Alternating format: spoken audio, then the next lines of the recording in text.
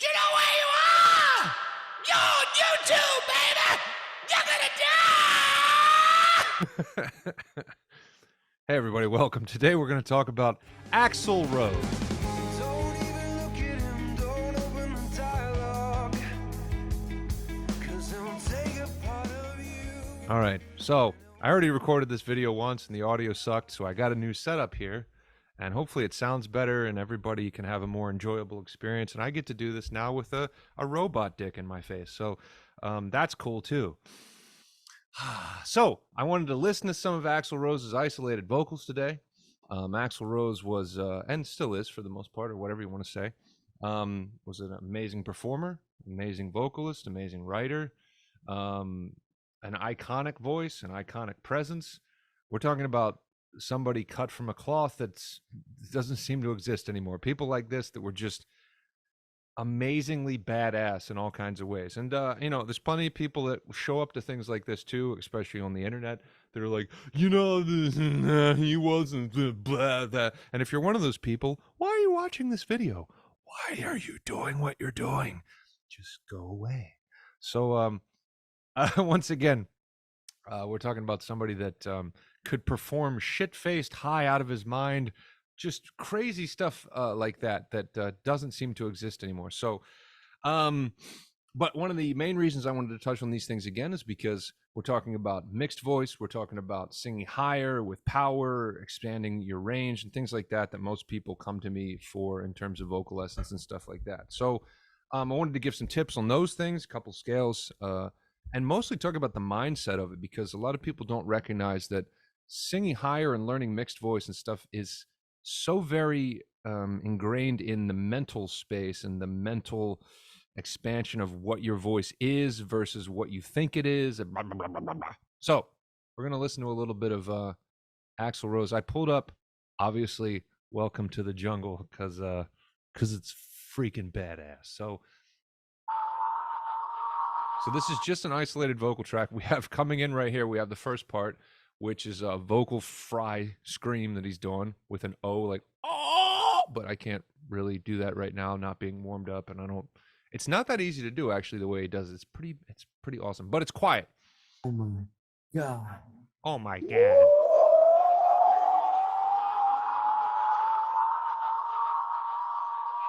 All right, skip ahead. Welcome to the jungle! We got fun and games! We got everything you want! How do we know the names? We are the people that can find whatever you may need. If you got the money, honey, we got your disease.